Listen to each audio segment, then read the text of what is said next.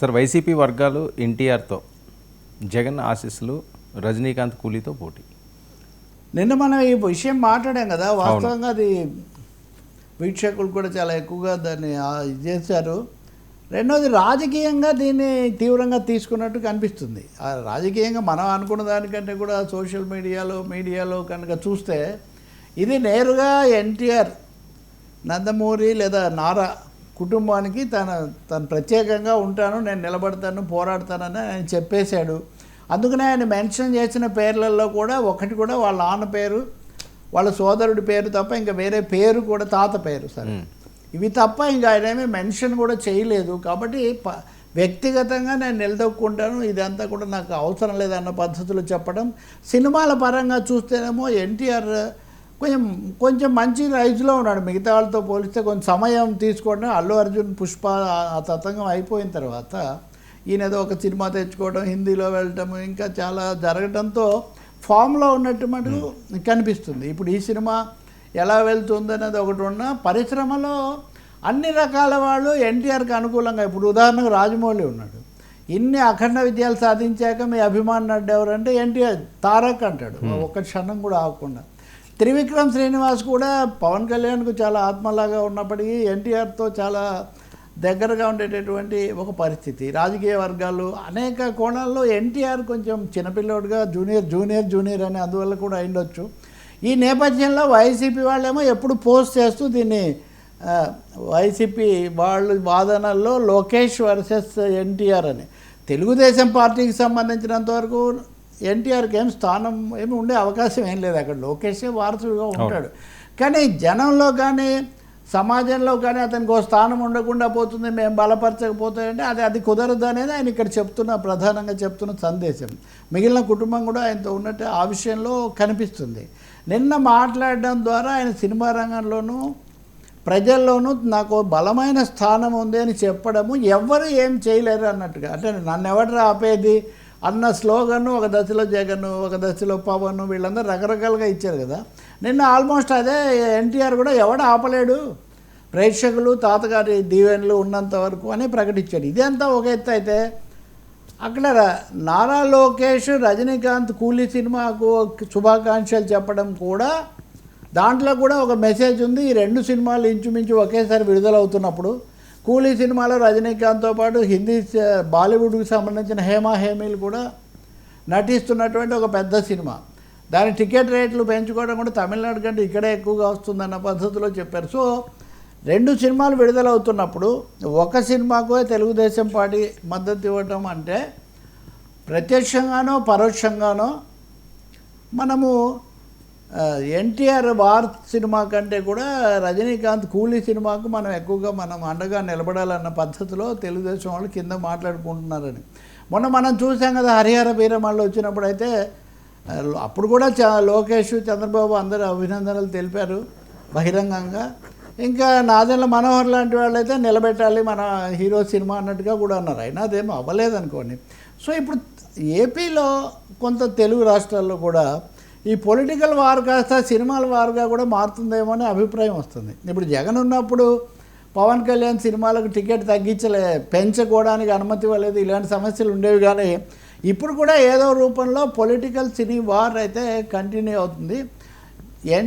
వైసీపీకి సంబంధించిన social media వీటన్నిటిలో అయితే చాలామంది, అందరూ కాకపోయినా, మనము ఎన్టీఆర్ సినిమా చూసి బాగా విజయవంతం చేయాలి, ఈయనకి అండగా ఉండాలన్న పద్ధతిలో వాళ్ళు ఉన్నారని, ఆ మేరకు తెలుగుదేశం వాళ్ళు లేదా వాళ్ళ అభిమానులు ఎవరేం చెప్పలేరు కదా, పూర్తి బాధ్యత ఏం తీసుకోరు సోషల్ మీడియా యుగంలో.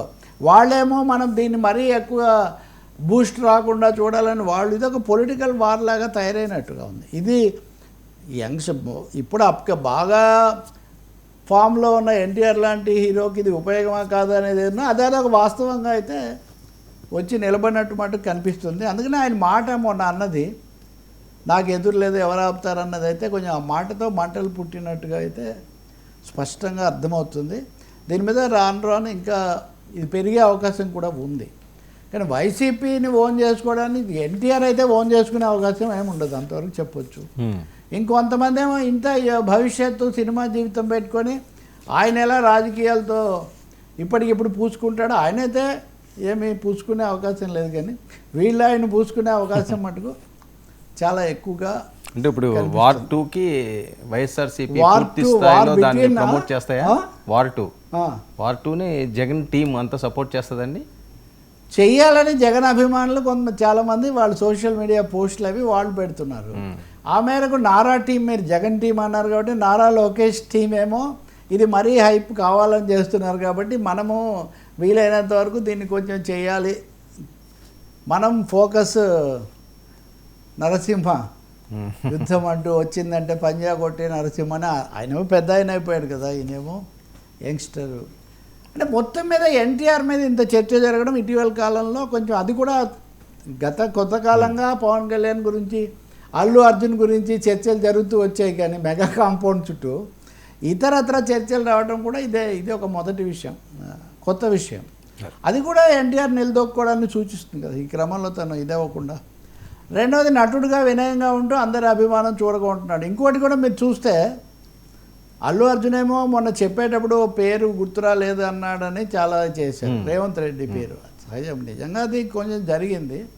ఇప్పుడు ఈయనేమో డైరెక్ట్గా నేను మర్చిపోయాను అని రేవంత్ రెడ్డికి, ముఖ్యమంత్రికి కృతజ్ఞతలు అని, మనం ఏదో కథల్లో చెప్పినట్టుగా కుర్రాడు మంచివాడే చొక్కా కూడా అయింది అని చెప్పినట్టుగా మర్చిపోయింది. అదే మర్చిపోవడం కాకుండా ప్రత్యేకంగా వీడియో విడుదల చేసేసరికి అది కూడా ఒక చర్చనీయమైంది. కాబట్టి పొలిటికల్ లైమ్ లైట్, పొలిటికల్ ఫోకస్లోకి ఎన్టీఆర్ రావడం అనేది ఇక్కడ స్పష్టంగా కనిపిస్తుంది. గతంలో వైసీపీ కావాలని చేసిన దానికంటే కూడా ఈ నేపథ్యంలో ఆటోమేటిక్గా వచ్చింది. నారా లోకేష్ ట్వీట్ అనండి, అది కూడా దీనికి కొంచెం దోహదం చేసింది. అంటే మా రాజుగారు ఏదో సామెత చెప్తారే, పెద్దవాడు మంచివాడు అంటే చిన్నోడు కాదు అన్నట్టుగా.